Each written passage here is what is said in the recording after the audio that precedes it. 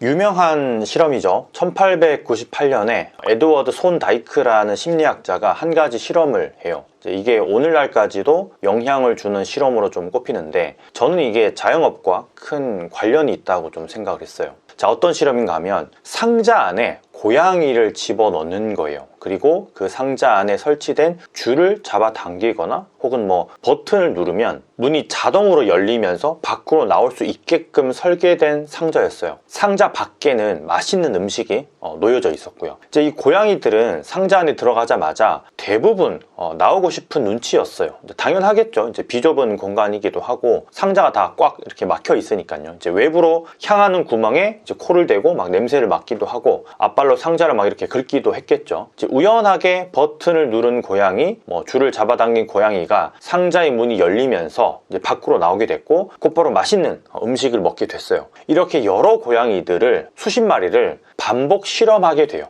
그리고 어떻게 됐을까요? 네, 처음에는 탈출까지의 시간이 한 160초 정도가 걸리던 게 가면 갈수록 줄어들었어요. 90초, 60초, 30초, 10초, 급기야 7초. 이게 한 고양이만이 아닌 대부분의 고양이가 나타낸 수치였어요. 반복하면 반복할수록 탈출 속도는 계속 줄어들었고요. 손 다이크, 이 실험자는 이런 학습 과정을 이렇게 묘사했어요. 만족스러운 결과를 내는 행동은 반복되는 경향이 있고, 불쾌한 경험을 하는 행동은 덜 반복되는 경향이 있다. 이 실험을 예전에 제가 어느 한 잡지에 기고된 글에서 이제 봤는데, 이번에 또 다른 책을 읽다가 이 실험에 관련된 이야기가 나와서 좀 읽다 보니까 이게 자영업이랑 너무 큰 연관관계가 있겠구나 라는 생각을 했어요. 여러분, 어떤 부분에서 연관관계가 있다라고 제가 생각했는지 궁금하지 않으신가요? 제가 이 실험에 대한 이야기를 끄집어낸 건 다름 아닌 장사에서의 반응 때문이에요. 우리가 이제 장사를 하다 보면 앞선 고양이처럼 반응을 하게 되어 있어요. 손님의 이야기에 반응을 한다라는 거죠. 피드백을 받으면서 계속 이렇게 무럭무럭 성장을 한다라는 거예요. 손님이 맛없어요, 불친절해요, 이게 좀 불편해요 라고 하면 신경이 엄청 쓰이죠. 그래서 다시 한번 음식을 먹어보게 되거나 접객에 대해서 점검을 해보고 불편한 점들을 개선시키기 위해서 노력들을 하잖아요. 손님이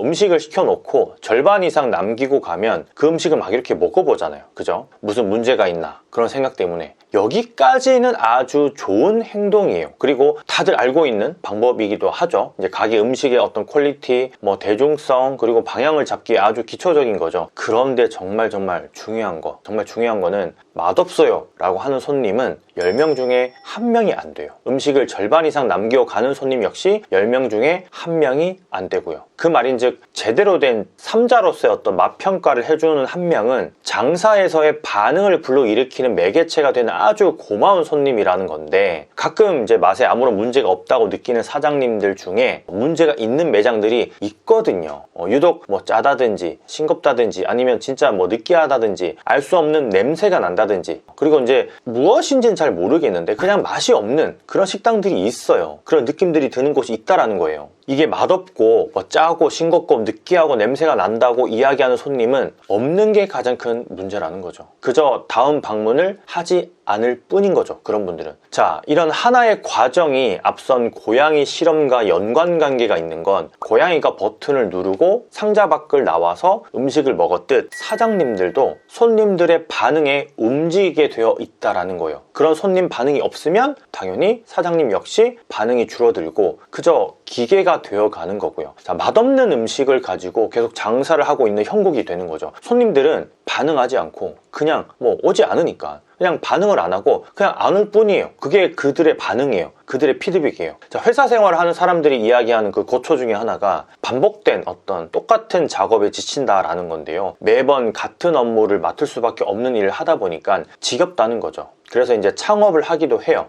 내 가게니까 좀 다르겠지, 무언가 창의적인 일을 할 수 있겠지, 내 마음대로 할 수 있겠지. 하지만 현실은 그렇지 않죠. 변화되는 과정에서의 잠깐 동안의 시간만 행복할 뿐이지, 이 가게를 딱 차려놓고 실제로 운영을 해보면 역시나 반복의 연속이라는 걸 알게 돼요. 여기서 이 반복의 연속을 손님의 반응을 통해서 타파하고 발전하는 사람들이 있다는 것에 우리는 주목해야 할 필요성이 있는 거예요. 그러니까 똑같은 반복되는 작업을 계속하면은 지루해지고 회사랑 똑같을 수밖에 없는데, 우리는 손님들의 반응을 보고 계속 디벨롭해 나간다라는 거죠. 그런 사람들이 있다라는 거죠. 고양이처럼 상자 안으로 들어가서 버튼을 누르고 나와 봐야 알 수 있는 거예요. 이게 음식 장사에서 반응을 불러일으킨다라는 건 단 한 가지예요. 단 한 가지. 앞서도 이야기했지만 이 음식을 손님들이 먹고 이 우리 매장을 경험을 해보고 맛있는지 괜찮은 곳인지 다음에 또 올 곳인지 느끼는지가 그것이라는 거죠. 그저 파는 것에만 집중하면 슬럼프도 빨리 오거든요.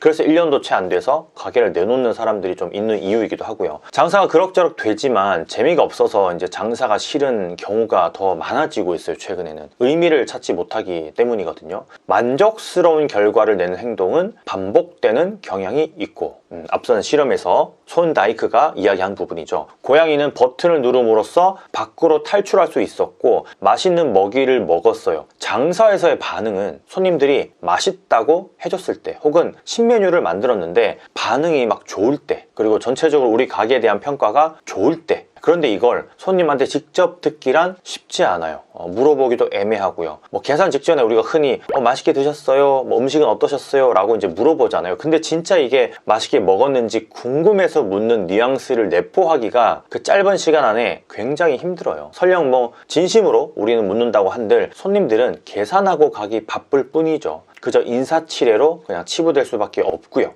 그래서 우리가 이제 반응을 느껴야 하는 건 온라인에서요. 온라인에서 우리 가게에 대한 어떤 전체적인 평가, 그리고 맛에 대한 평가, 또 응대에 대한 평가. 지금 당장 한번 네이버라든지 구글이라든지 인스타그램, 페이스북을 한번 검색을 해보세요. 우리 가게에 대한 이야기가 나와 있을 거예요. 플레이스도 물론이고요, 블로그도 물론이고. 적어도 악평보다는 선평이 더 많겠죠, 당연히. 그러니까 너무 두려워하지 않으셔도 돼요. 이런 반응들을 늘 체크하는 가게들이 있어요, 실제로. 도남동에 예전에 이제 삼겹살집을 운영하는 배 사장님이라고 계신데 빅에 털이 박혀가지고 손님상에 이제 나갔어요. 그걸 이제 사장님은 전혀 모르고 있었고, 어느 손님이 인스타그램에 그 사진을 엄청 디테일하게 찍어가지고 올리면서 알게 된 거죠. 그 즉시 이제 이 사장님이 고기 도매업체에 이제 이야기해서 문제를 좀 해결했어요. 좀 늦었지만 DM으로 그 손님한테 사과도 직접 했고요. 사진을 내려달라. 그리고 이거는 이제 우리 잘못이 아니고 도매업체 잘못이다. 그분들이 했던 실수다. 이렇게 핑계를 대지도 않았어요. 그냥 자연스럽게 그냥 그 사진이 내려갔고, 오히려 그 사진을 올린 손님은 재방문을 해서 좋은 칭찬을 한가득 또다시 인스타그램에 올려줬어요. 그분이 인플루언서거든요. 배 사장님이 이제 이걸 한번 딱 겪어보고 나서 한 번의 어떤 좋은 기억이 된 거예요. 이걸 아예 그냥 시스템으로 만들어 버렸어요. 그래서 어떻게 검색하면 우리 가게가 잘 나오는지, 또 각종 태그,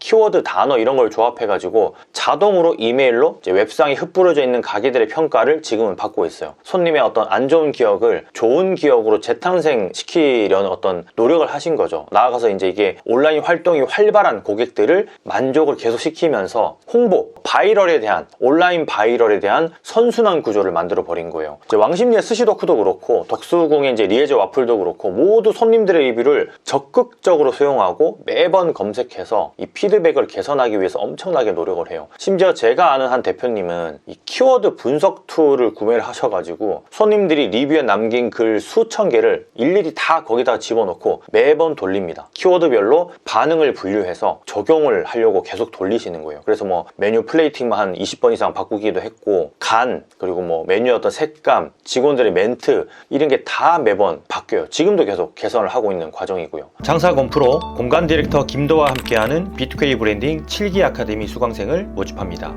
고정 댓글을 확인해주세요. 자, 칭찬은 고래도 춤추게 한다라는 어떤 말의 의미가 칭찬을 하면 더 잘하게 된다로 좀 해석이 되지만, 오히려 칭찬만 받다 보면 그 자리에서 멈추어 버리는 결과를 초래하게 돼요. 특히나 자영업은요. 매번 같은 음식을 파는 가게의 경우는 그게 더 이제 심한데, 앞선 우리가 고양이 실험에서 수백 번 이상 그 상자에 고양이를 넣는다면 이제 그 고양이도 반응은 시들해지겠죠. 똑같은 고양이라면. 그저 똑같은 탈출을 반복하게 되고, 상자를 탈출해봐야 그냥 같은 음식을 먹게 될 테니까 그 반응이 줄어들게 되는 거죠. 식당 운영도 똑같은 거죠. 늘 주변 사람들에게만 맛있다, 친절하다, 가게 예쁘다 이런 소리만 계속 듣다 보면 거기에 그냥 빠져 있을 수밖에 없어요. 블로그 체험단을 동원해서 수십 개, 수백 개 리뷰글을 올려놓으면 그냥 마음이 든든하죠. 다 우리 가게에 대한 어떤 칭찬밖에 없으니까. 다만 숨겨져 있는 진실된 쓴소리에 반응하지 않는다면 얼마 가지 못해서 시들해질 거예요. 그래서 실험 결과에서 이 묘사된 두 번째 사항이 더욱더 우리한테는 중요한 거예요. 그래서 요즘은 블로거들에게 일부러 좋은 것만 바라지 않고 오히려 피드백을 달라고 하는 사장님들이 늘어나고 있어요. 포스팅에는 그 내용이 들어가지 않더라도 따로 연락해서 이제 물어보는 거죠. 뭐 슈퍼멤버스 같은 경우도 사장님에게 남기는 한마디를 솔직하게 적어달라고 하는 분들이 지금 늘어나고 있거든요. 이게 사실 블로거 분들도 수많은 식당을 다니기 때문에 충분히 좋은 피드백을 줄 수 있거든요. 그러니까 우리에게 도움이 되는 피드백을 줄 수 있다는 거예요. 개선해야 될 점. 일 때문에 어떻게 보면 좋은 것만 포스팅을 하는 거지, 그 블로거 분들이. 단점이 없는 식당이 어디 있겠어요. 개선사항이 없는 곳이 어디 있겠어요. 불쾌한 경험을 하는 행동은 덜 반복되는 경향이 있다.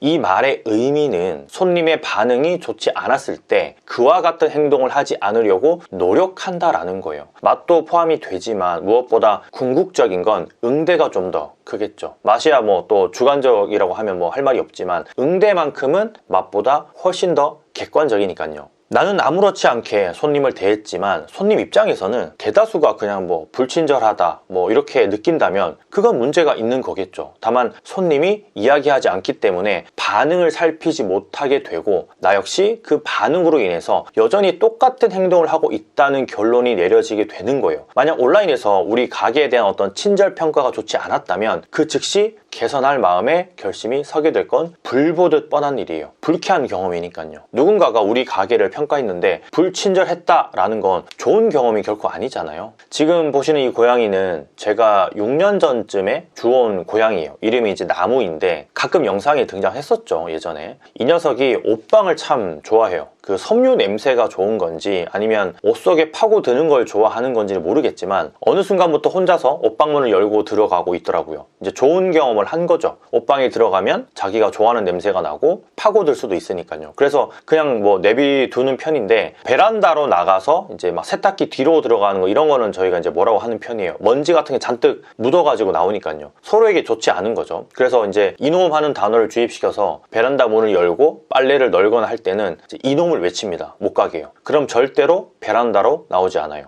불쾌한 경험을 해봤으니까. 이제 집사가 싫어하는 행동이라는 걸 아는 거니까요. 이제 지금은 이사를 해서 테라스에 햇볕도 쬐게 하고 좋은 경험을 이제 시켜주는데 이게 기억에서 좋은지 계속 테라스 문을 열어달라고 졸라요. 아무래도 이게 좋은 경험에 대한 반복 경험을 하고 싶은 거겠죠. 우리 나무도 말이에요. 우리는 손님의 반응에 너무 따라갈 필요는 없지만 그 반응을 내 걸로 만들 필요는 있어요. 이 가게 손님은 매번 바뀐다지만 어쨌든 사장님에게는 반복된 일상이고 반복된 같은 음식을 만들며 반복된 이야기를 해야 하는 공간이기에 반응을 이끌어내거나 내 반응 역시 생겨나게 해야 재미가 있어요. 그러니까 우리가 일부러 손님들의 반응을 이끌어내고 그 반응으로 인해서 내 반응 역시 생겨나야 이 업이 재미가 있다는 거예요. 아마 이런 경험들 해보셨을지 모르겠는데요. 신메뉴를 출시하는 날, 또 이벤트를 새롭게 기획해서 시작하는 날, 또 메뉴판을 바꾼 날이라든지 가게 대청소를 하고 난 바로 그 다음 날, 아니면 또 새로운 알바나 직원이 온 날, 그때 손님 반응이 막 기대되고 궁금했고 좋은 경험이었다면 적어도 아직까지는 여러분의 열정이 있다는 뜻이기 때문에 앞으로도 이런 열정을 쭉 유지하셨으면 좋겠어요. 그리고 계속 이런 반응을 받으려면 계속 우리가 움직여야겠죠. 반응을 뽑아내려면. 어떤 의미인지 아시겠죠? 손님들의 반응을 받아서 우리도 계속 발전할 수 있는 그런 사람이 되었으면 좋겠어요.